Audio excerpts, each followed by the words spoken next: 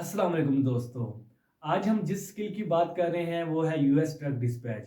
हम सबसे पहले इस स्किल को सीखेंगे क्योंकि ये मार्केट में बहुत इन है और लोग घर में बैठ के इजीली लाखों रुपए कमा रहे हैं। तो हम इस चैनल में ट्रक डिस्पैच के ट्रेनर को लेकर आएंगे जिनका 3 इयर्स प्लस एक्सपीरियंस है। वो आपको बिगिनर लेवल से एक्सपर्ट लेवल तक ट्रक डिस्पैच स्किल्स सिखाएंगे। अस्सलाम वालेकुम। मेरा नाम है हसनैन जैदी और मैं 3 साल से यूएस ट्रक डिस्पैच में हूँ। और मैंने इस चैनल को ज्वाइन किया है ताकि हम यहाँ पे आप लोगों को फ्रॉम स्टार्ट टू एंड तक वो सारी चीज़ें सिखा सकें जिससे आप इजीली घर में अपना सेटअप स्टार्ट कर सकते हैं यूएस ट्रक डिस्पैच का। पर इस कोर्स को स्टार्ट करने से पहले हम अपने एक ड्राइवर का इंट्रोडक्शन लेके आएंगे जो आपको समझने में आसानी करेगा कि वहाँ के लोग डिस्पैच के लिए क्या सोचते हैं या उनकी एक डिस्पैचर से क्या उम्मीद होती है या आपको काम कैसे करना चाहिए। तो इस वीडियो को एंड तक देखिए। Driver introduction is requested by Hassan. Hello, my name is Thomas Fry, and I worked with Hassan for a couple of years. While I owned a company called Black Ice Trucking. I was a truck driver, and I also owned it. I had a previous trucking company of 20 years. We hauled cars. We had 10 trucks. We would move approximately 150 cars a week. Anything that needed painted, we would go pick it up from the auction and bring it back, do the body work to it, and then take it back to the auction. I didn't like the facility, so in the contract it was decided that we would do the work at the shop, and we got paid for moving the cars both directions. So a good little way to add some extra money into what we were doing. So that's given me about 22 years experience. And that's kind of what inspired me to get into trucking was moving all those cars because it was a side job of the body shop I owned. We had commercial contracts to repair the cars that were going into the auction. Anything more than, a minor dent they could take care of. Anything more than that, we would do it. And then, that we were under contract. So we were always moving from point A to point B. So it kind of didn't matter about the truck and it didn't matter about the trailer. As long as the equipment was good, we weren't dealing with the public other than what they saw. So we had one or two trucks that were really pretty and the rest of them were plain trucks. We never changed the color and we just put some stickers on the side for, the legal thing, and we weren't looking for, the pretty factor. My truck and our manager's truck were decked out, quad cabs, big diesel motors, 3 tons, because those were the ones that we would have to talk to people. We wanted them to see pretty, and that's how most companies do it. The lead drivers get nice trucks, and everybody else gets what's left. And you got to work your way up in the company. But the one thing why I got along so well with Hassan, we would talk for hours on the phone. So whenever I would get bored, I could call and talk to him. And that was kind of an extra thing that he offered as a dispatcher that allowed us to become friends. And we've been friends ever since. And now we're doing other things. And I helped him get the dispatch part of the business up and going. When I first met him, he was working with another company. And he left that company to when I did. I left the dispatch company that he was working for because I was unhappy with how they handled things. And he left shortly thereafter, and we just happened to talk on the phone a couple months later, and we got to talking, and I'm like, man, I really wish you would be the one dispatching, because I've gone through, 6 other dispatch companies because they don't know how to treat the trucker. And you're a dispatcher. I expect you to have my best interest as a truck driver at heart when you do it. If you treat me as just a product on a shelf and you don't care, then I don't care either. So, in our conversation, I was like, well, if I'm going to be involved in a dispatch company, then we need to take care of the drivers. We have to do the best job we possibly can. Help them fill out paperwork, help them get their TWIC cards, help them get whatever it is a driver needs. The driver has to depend on that dispatcher because that's his only outside communication to the world. That, it's, you can't, when you're driving down the road at 70 mile an hour, you can't look up a phone number. You can't, do silly stuff. You can't find a truck stop up ahead. You have to pull off and stop to do that. And as Hassan always did that for me. So we got along great. Our communication was excellent. Now, we did talk more than most normal. But that was a decision that he made as well as me. I asked him, hey, can I just talk, call you and BS with you every once in a while? And we ended up, talking about a lot of things. My most memorable experience was I had a nightmare that I was sitting outside the gate. I'd been there for hours, and I needed to get this thing. And it was a very small item. I don't even remember what was on the truck. It was something stupid, a couple pieces of steel. But they'd already left me sitting there for 3 hours. And I tried to call, and they just ignored me. And at the time, Hassan wasn't my dispatcher. I was still working with the other companies. And he went out of his way and played the part as my dispatcher and got me in there and got me unloaded so I could get going. So what he has done for me in particular, he made my life really easy behind the wheel of that truck. I could concentrate on driving and concentrating on dealing with the load. And to go to say a short story, I was running, I think it was central United States. I was up in the hills. I think it was in western Tennessee, western Kentucky. And I stopped by this company. He got me this real high paying job. So I got excited. I mean, this was like $3 a mile. And I'm like, right on. So I go and pick this up, and they built a brand new machine. So it had really sharp corners of steel. It was some sort of press. They stick it up on my truck, and I'm like, you want this tarped?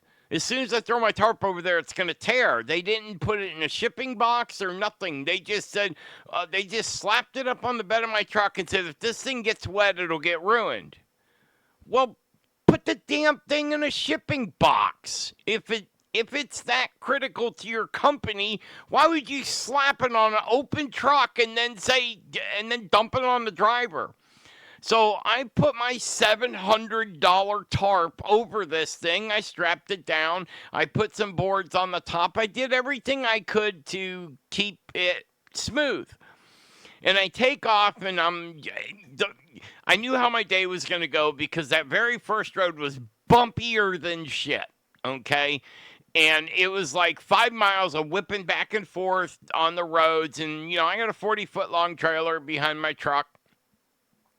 So it don't do curves very well, especially when they're S curves and double S curves and triple S curves. And then you had a couple 90-degree turns on 2-lane blacktop that I literally had to sit there till no one else was in the intersection because I had to go all the way over to the right off the road to make on the left side to make a right-hand turn to get that trailer. And the sides of the roads were like, they were like steep 45-degree angles. So my truck would have rolled if I would have made a mistake doing this. So it took like 15 minutes to get through the stupid intersection because it was really tiny. The roads by law, road is supposed to be 12 feet wide. When you double that, that makes 24 foot wide, and then you add 2-foot berm on either side. No, not these roads. They were 10-foot lanes, so it was only 20 foot wide with no side thing. So I had to figure out how to get around. So anyway, I got through all that. I'm rolling down the highway. I'm in the back roads. I got a crosswind from hell coming out of there, and I had to keep stopping and tightening the tarp. The tarp will stretch when you pull it at those angles and I got pictures of it, but it ended up tearing the tarp. Once you make a little hole in the tarp and that wind at 70 mile an hour can get up underneath the tarp, it poofs it all out. I'm sure you've seen one going down the highway with a tarp that looks all poofy. Well, that's because there's a tear in it and wind gets up under it, and that's bad for a trucker. So I stopped, pulled over, dealt with it, went down the road, another 2 miles. It tore it again. The edges on this machine, it was like 1-inch thick plate steel, and they did not curve any edge. They left them all square. So this thing had, 50 sharp corners on it. It was horrible. And we ended up making the broker pay for the tarp, which he actually did, which surprised me. I didn't figure he would, but he did pay for the tarp. And that was because Hassan, my dispatcher, got on the phone and fought for me and got me the money for that tarp. And I ended up out in Missouri the next day or a couple days later, and I was able to stop by one of the top tarp makers in the country. And I took that money, put some more money with it, and I bought some more tarps, which I still have to this day. But I wouldn't have been able to do that without a quality dispatcher that cared about what I was going through. Now, we started building our relationship from the beginning, he treated me nice, so I talked to him, and a 10-minute conversation became a 20-minute, became a 40-minute, became a 4-hour conversation, to the point where I would sit and chit-chat with them on the weekends when I'm sitting at truck stops waiting for Monday to come by, and, you're in your truck for 3 days, and we'd sit there and talk for 4 or 5 hours. And, I realized, every dispatcher can't do that with every driver, but when you meet someone that has done as much as he has done for me on helping me and fighting for me, I'm out there, and it was funny. Half the loads I ran, by the time I got to where I was going, he figured out a way to get me more money.